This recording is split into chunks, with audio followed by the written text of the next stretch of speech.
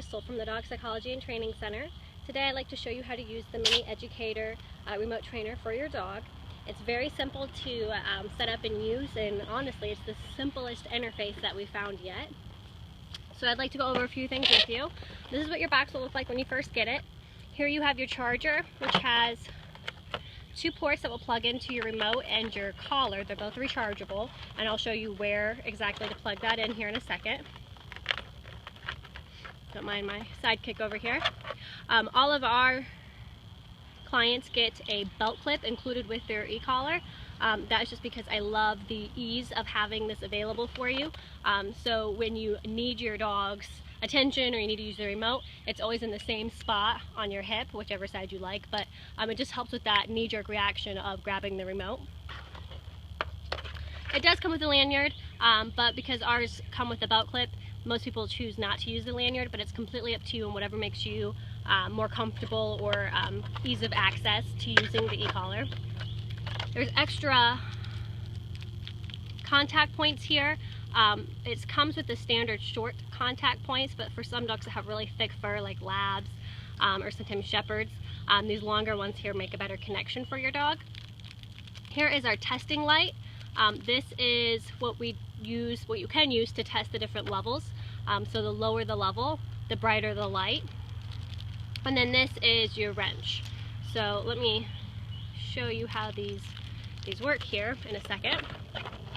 To turn the collar on, there's this little red dot here, and on the remote there's a matching red dot. We're going to touch these two red dots together and your collar should blink green. If it blinks red, it means you're turning it off. And if it blinks green, wait for a second. And a second green means that your collar is fully charged and ready to go. If you turn it on and it blinks green and then immediately blinks amber, that means your battery is dying. You could probably use it the rest of the evening or day, but just to charge it that evening. If it blinks red, so it blinks green and then blinks red, it means your collar is dead and it won't work at all. So always wait for that second blink just to know when your battery level of your collar. So to turn the remote on, there's this big circle button on the back with a big L on it. On the side it says on/off and then light. If you push and hold it like a cell phone power button, push and hold, your screen will light up here. The same way to turn it off, you push and hold that same red button, same black button, and it'll say OF off. So let me turn this back on. Good. So our collar and our remote are both on. So if you need to change your contact points, you would use the wrench that's included. So there's a little wrench here. You just put it on and twist these off. And then here is your indicator light to show you the different power levels in your Mini Educator. So it's daylight out. I don't know if you can see this, but we'll do it just for the sake of showing you. So let me set this up real quick so that it is not in our way and you guys will have a clear visual to see.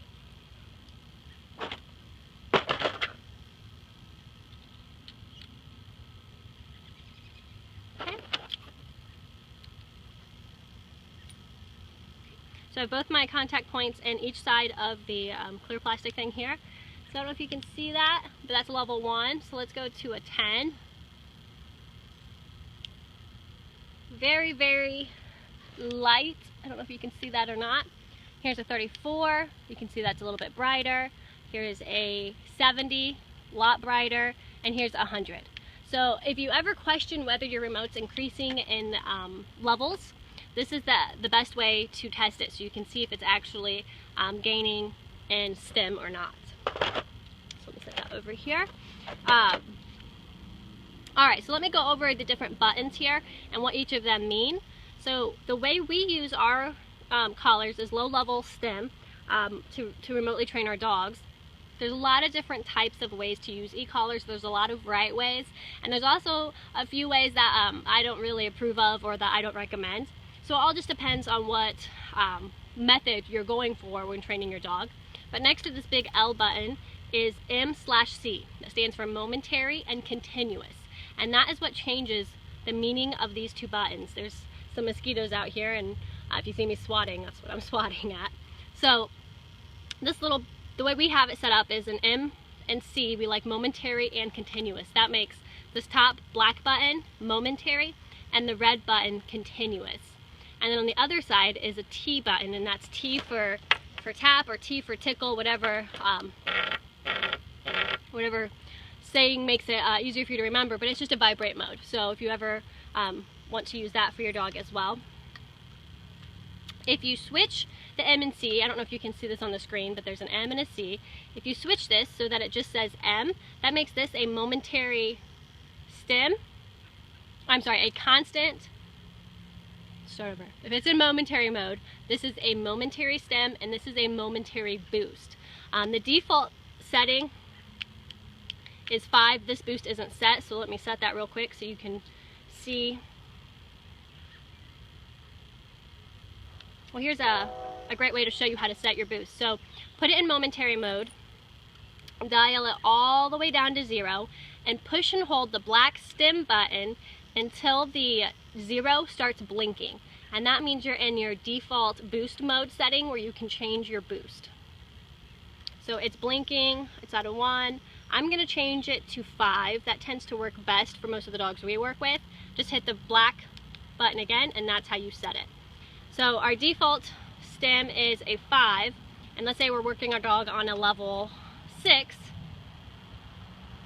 and we want to boost them. So we're on momentary, so this is a momentary on a 6, and this is a boost on a 6. It's still a momentary, it's just a momentary boost. So I don't know if you can see the screen, but it'll go from 6 to 11 when you hit the boost, and then your vibrate still stays the same. If it's on continuous, that just means this is a continuous stem and this is a continuous boost. So we like to do momentary and continuous. Momentary, continuous, vibrate. There is a really nice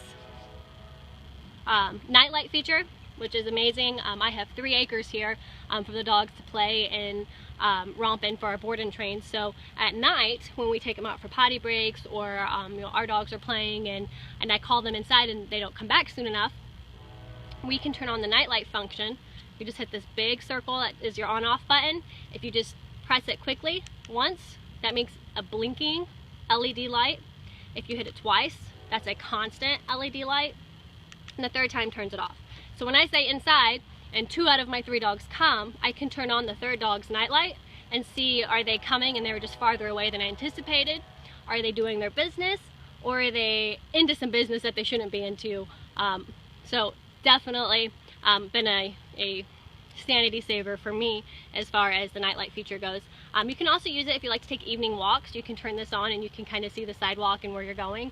So it has a lot of different functions and features, but that's what we use it for.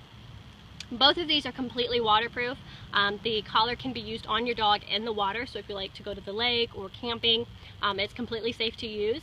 However, if you're working your dog on a 4, let's say 8, if you're working your dog on an 8, when you use this in the water, you want to cut your stem down by a 1/4 of what you normally use. So if you're normally working your dog on an 8, we're going to actually want to work your dog on a 2 when you're in the water, just because the water kind of conducts the static, so it feels a lot stronger in the water. So cut it down to about a 1/4. The remote here, it's pretty cool. If this ever goes overboard, it'll actually float and bob back up to the surface so you can quickly find it. So a lot of really cool features and a lot of thought put into making this. eCollar Technologies has done an amazing job and we've been nothing but pleased. So back to the charging ports.